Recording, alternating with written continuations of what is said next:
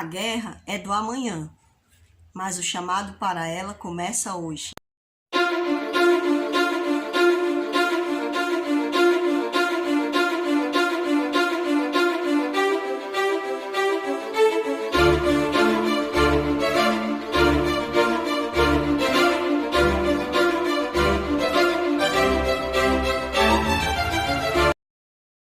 Olá pessoal, muito bom novamente estar aqui podendo refletir dentro da palavra do Senhor, né? E sobre um assunto altamente importante, que é sobre a guerra do amanhã. Algumas pessoas que assistem aí, né, filmes já sabem mais ou menos que eu vou falar sobre alguma coisa semelhante a algum filme que está muito falado aí, né? E nós vamos estudar a palavra que está escrita lá em Apocalipse, capítulo 14, e o versículo é o 6, que diz assim: Vi outro anjo voando pelo meio do céu, tendo o evangelho eterno para pregar aos que se assentam sobre a terra, e a cada nação e tribo e língua e povo, dizendo em grande voz: Temei a Deus e dá-lhe glória, pois é chegada a hora do seu juízo, e adorar aquele que fez o céu, a terra e o mar e as fontes das águas. Então, esse versículo aqui ele vai ser a nossa base, né, de reflexão dentro de um assunto que está sendo aí explanado através de um filme. E alguns adventistas vão até dizer assim, né, agora estão acreditando na teoria da conspiração, né, porque muitas vezes a gente usa muito esse termo, né? Ah, isso é só uma teoria da conspiração. Ah, isso aqui. Ah, isso, aquilo, outro, né?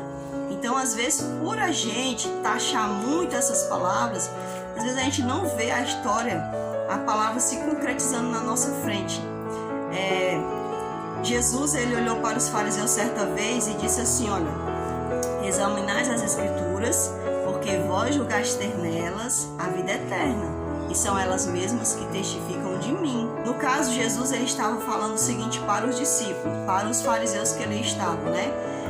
Vocês examinem as escrituras e olhem aqui a história se concretizando, né? Olhem aqui as escrituras se concretizando diante dos seus olhos.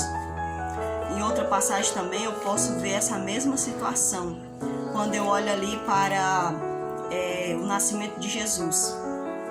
Veja que Jesus, quando ele nasceu, né, os magos chegaram ali e perguntaram a Herodes, né, sobre a estrela, né, a estrela do enviado, né, do Messias, né, a estrela que estava dentro da profecia. Então veja que eles estudaram a profecia, mas eles também se aperceberam ao tempo.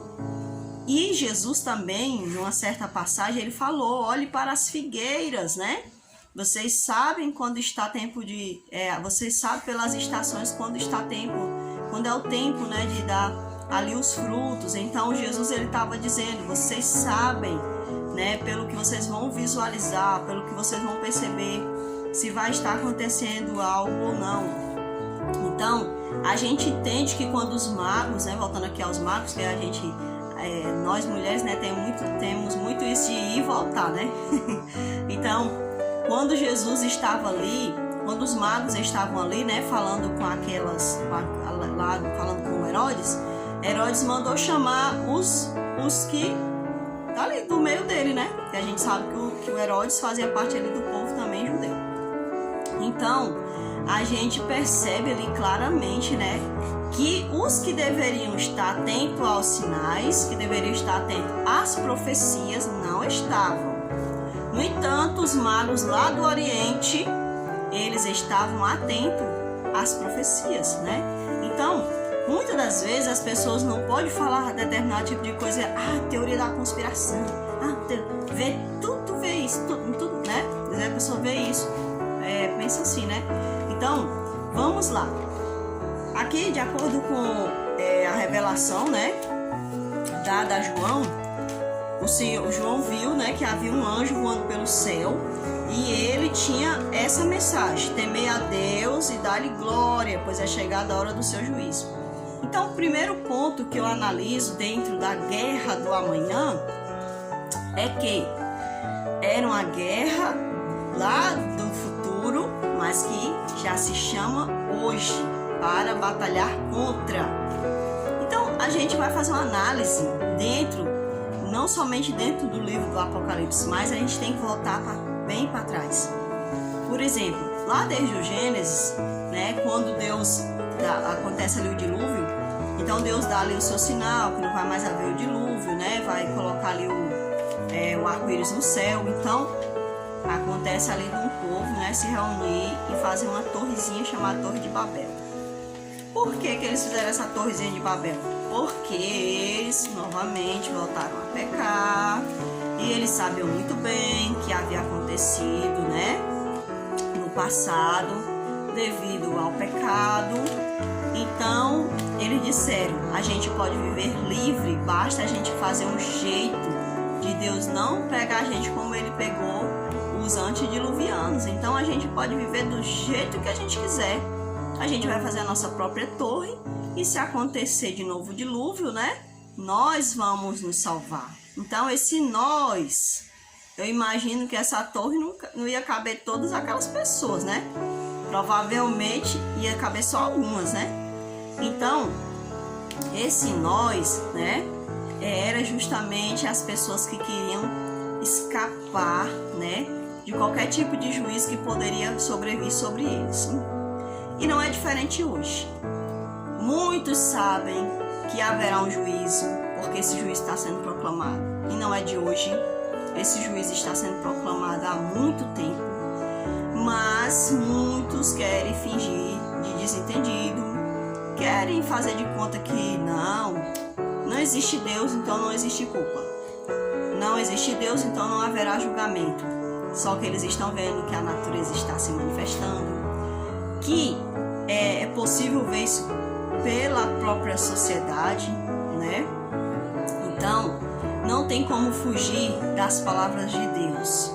Vai haver um juízo e, consequentemente, se há um juízo e se eu estou dentro de um dos lados, eu vou sofrer algum tipo de consequência. Se eu estiver do lado que busca ao Senhor, né? Que pede ao Senhor a transformação, que pede ao Senhor que Ele mude essa minha corruptibilidade em incorruptibilidade, claro que o juízo condenatório não vai me alcançar. Mas se eu não estiver, né, dentro dos acordos ali da palavra do próprio Deus, se eu estiver vivendo ao meu bel prazer e se eu estiver vivendo de acordo com a vontade do rei do príncipe desse mundo, claro que a minha consequência vai ser a condenação. Então, dentro desse filme é perceptível a visão do próprio inimigo de Deus, do próprio adversário, de que ele tem urgência de barrar, né, esse juízo. De uma certa forma, ele está desesperado para barrar. Então, quais os argumentos que ele vai usar? Achei bastante interessante, né, de que essa pessoa, ela retratou muito bem o que nós vivemos hoje, porque ele fala praticamente ali de um juízo, né, de que haverá uma raça que vai se sobrepor à outra, né, e essa raça é uma raça que come pessoas, né, é uma raça devoradora, é uma raça que só luta, que tem um Shabat, né, que tem um descanso. Então, a gente percebe bem claro que essas pessoas, elas, de uma certa forma, elas sim, estão sim se baseando no conhecimento de Deus para fazer, né, um chamado para esse mundo. E o chamado que eles fazem para esse mundo é o seguinte: venha conosco, nós precisamos de vocês, nós precisamos da sua ajuda, porque nós estamos felizes em morar nesse mundo. Nós damos o nosso próprio jeito, né? Nós temos a solução para tudo. Então, aqueles que são apenas os que são manobrados, eles vão servir para que estes alcancem seus objetivos. Só que muitas pessoas não sabem disso, eles não percebem que eles estão sendo usados para que outros alcancem seus objetivos nessa terra. E quem mais tem interesse em alcançar seu objetivo nessa terra? Porque a palavra de Deus, ela deixa bem claro quando ela diz assim, ó, esse mundo jaz do maligno. E Jesus falou que Satanás era o príncipe desse mundo, né? Vem aí o príncipe desse mundo, né? Ele fala numa determinada passagem. Então, perceba que Satanás, ele está agarrado a esse mundo, mas ele também sabe que há um juízo. E ele sabe que ele já está perdido. Mas você deveria saber mais do que ninguém, e eu devemos estar também atentos a isso, que para nós há ainda uma grande oportunidade. Então por que eu vou dar minha oportunidade a Satanás? Se ele já fez por onde perder. A minha oportunidade eu não vou dar a ele. E eu faço uma pergunta, você vai dar a sua oportunidade a Satanás? Né? De fazer parte da guerrinha dele para o amanhã? Calando a boca da igreja de Deus? Veja que é bem claro que a preocupação dele, né? Ele tem uma solução. A solução dele é voltar, né? É hoje ele caçar a igreja de Cristo, é calar a igreja, porque a igreja proclama o juízo. Então vamos calar os projetos de Deus nessa terra, vamos calar a igreja de Deus nessa terra. Então a gente percebe que há um interesse tremendo dele sobre a destruição, sobre calar a igreja de Deus. Então, assim, às vezes as pessoas, elas assistem e elas não percebem, né, que muitas das vezes ela está fazendo parte daquele enredo, daquele filme. Então, é isso que me preocupa, porque certa vez, né, o pastor estava falando, quando se faz um filme, né, a maioria dos filmes, não é todos os filmes, mas alguns filmes, né, digamos assim que a maioria deles, existe ali uma determinada umas determinadas coisas que eles fazem, né, para que alcance sucesso. Então eu achei interessante porque num dos vídeos que ele mostrou tinha ali um jovem, né, que fez um filme que retratava a história de um adventista, e esse adventista foi um soldado, né, muito valoroso, muito valente, né, mas não pela sua própria valentia, mas porque ele reconheceu que tinha que fazer da sua parte como cristão e como cidadão, né, não deixar somente as outras pessoas irem para a guerra, mas de uma certa forma ir e ser útil para aquelas pessoas que haviam ido para a guerra, né, mas o que ele tinha decidido é que ele não ia tirar a vida de ninguém, né, ele poderia servir sim seu país, ajudando aqueles que estavam se oferecendo para ajudar o seu país, né? Mas que ele não iria tocar no arma.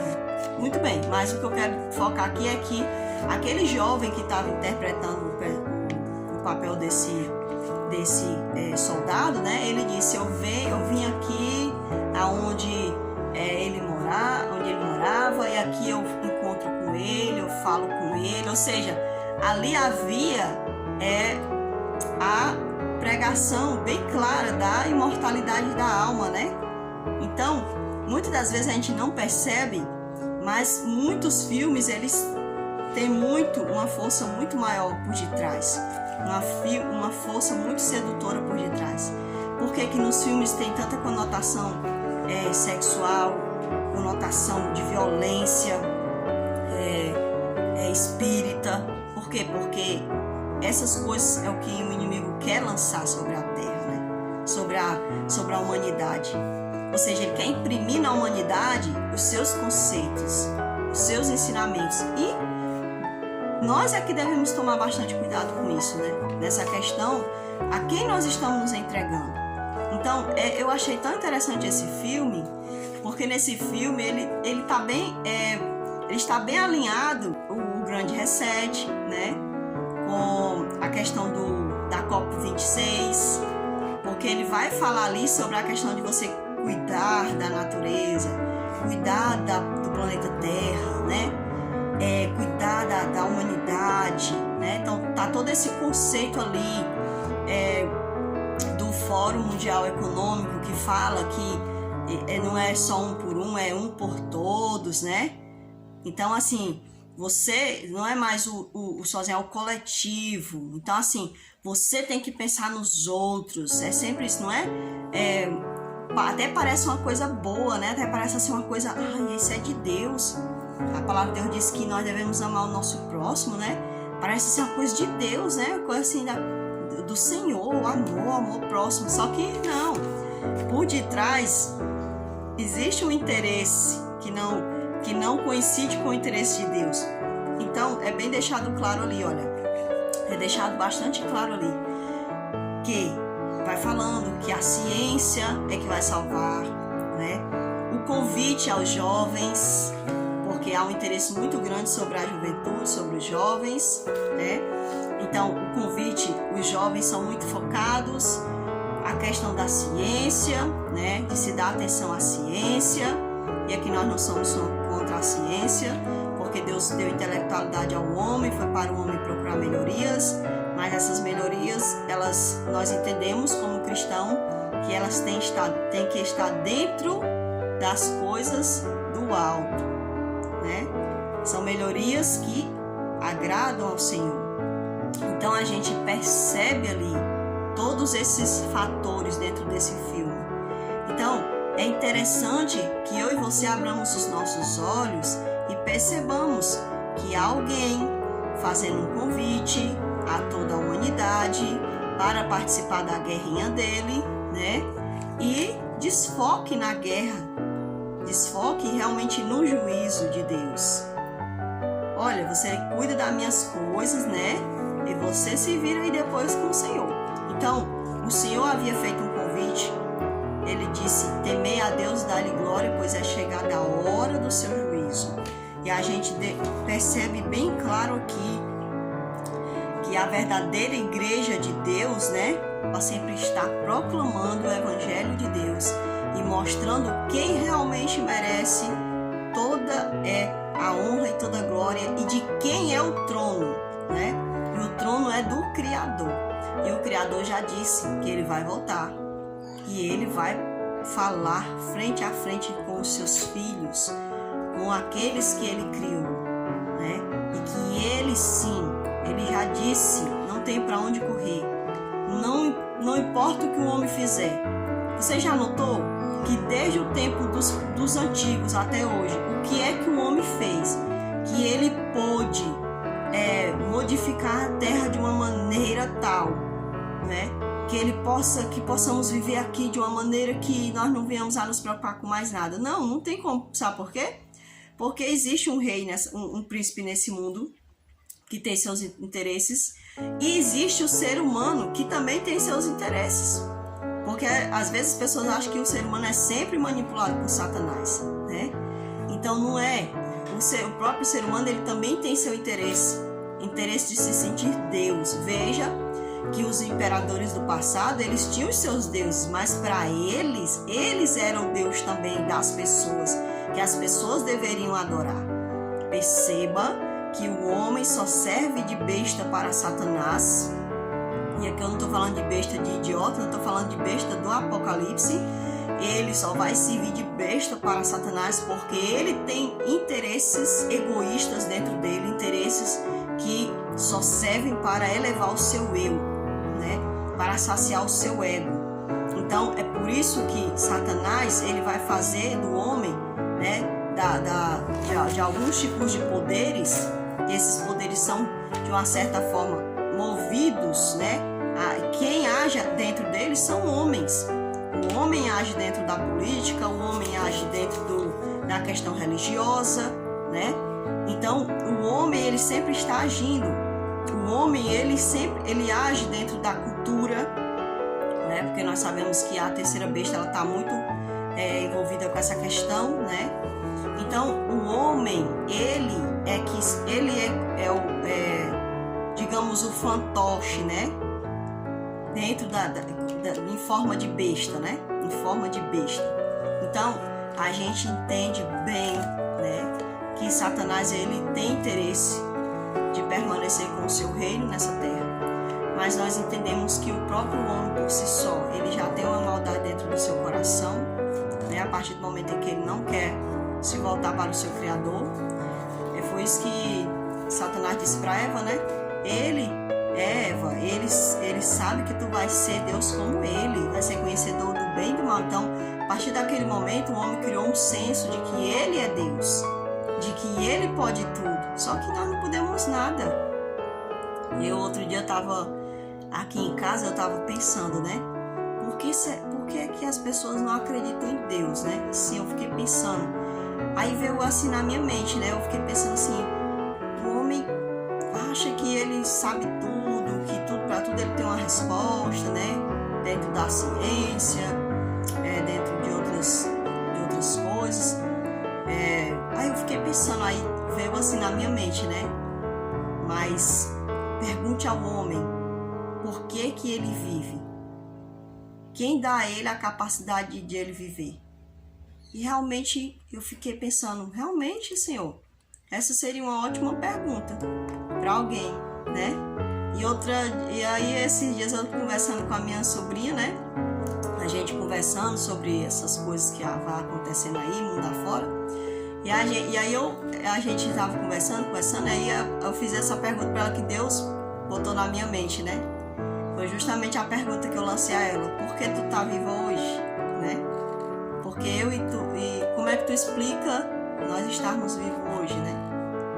Então, eu não tenho como te explicar por que eu tô viva hoje.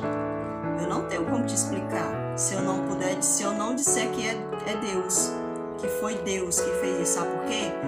Porque alguém pode dizer assim, porque você comeu e os nutrientes não te fazem viver.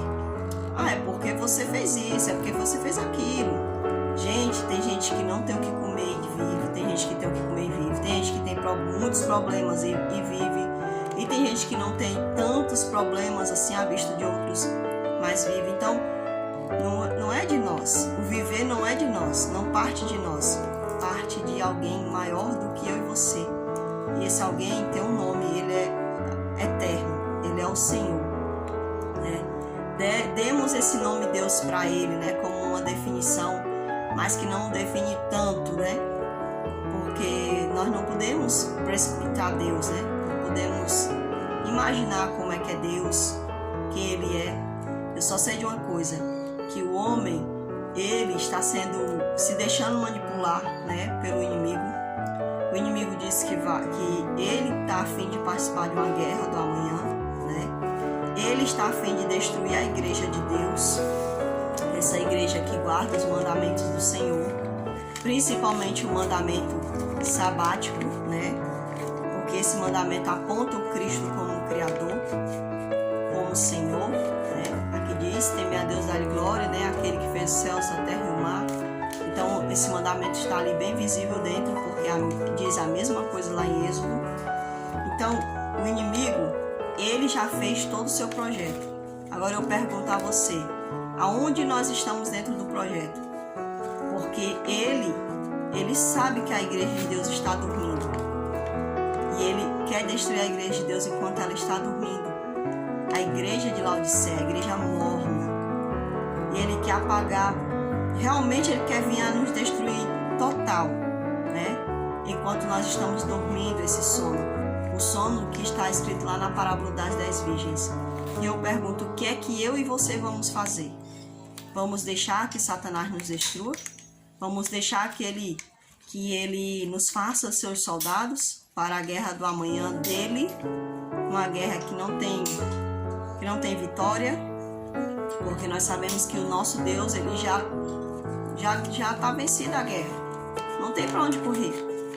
Assim como lá no passado, um dia ele disse para os antediluvianos que iria haver um dilúvio e aconteceu, e isso também vai acontecer. A chegada do Filho do Homem, né, como diz a palavra de Deus, a chegada do próprio Cristo, e depois a sua igreja subindo, e depois ele realizando o juízo executivo. Então eu me pergunto, você e eu, o que nós vamos tomar de decisão? Qual será a nossa decisão hoje, como filhos de Deus? Vamos deixar que ele nos destrua ou vamos pegar o nosso azeite e dobrar hoje, né, para que quando o Senhor fizer o alto clamor, a gente se desperte. E outra coisa, não somente nos despertarmos, mas também chamar a outros. E preste bem atenção, peça a Deus orientação. Busque a Deus, fale com Deus, porque o inimigo ele anda em nosso derredor, fugindo como um leão, pronto a nos despedaçar. Então que eu e você possamos pedir a Deus, que Ele nos dê entendimento, que nós possamos fazer de acordo com a vontade dEle, não de acordo com a nossa vontade e nem de acordo com a vontade do inimigo. Há uma guerra real, essa guerra ela já está sendo planejada. Tem muitos projetos, tem o projeto de destruir a raça humana através das ideologias de gêneros. Esse é um grande projeto nas mãos de Satanás e já faz tempo que ele está tentando implementar, né? Tem a raça, tem o projeto onde ele está tentando tirar a palavra de Deus dos corações dos homens, dando-lhe preguiça, dando-lhes desmotivação para que estes não busquem a palavra, dando-lhes muitos problemas, aumentando o seu nível de cobiça para que eles busquem as coisas dessa terra de uma tal forma que eles não tenham mais tempo para as coisas do alto. O inimigo ele está destruindo o homem através do seu bel prazer, né? O homem ele não respeita mais aquilo que Deus diz para ele, na questão de alimentação, na questão do repouso, né? Na questão de realmente adorar a Deus. Então, o inimigo ele está disposto a nos destruir. Que nós possamos prestar bastante atenção, né? Para que nós não venhamos a fazer parte dessa guerra do amanhã como soldados que já estão perdidos. Que Deus possa abençoar a mim e a você. Essa é o desejo que está dentro do meu coração. Que a bênção do Senhor venha sobre nós. Amém.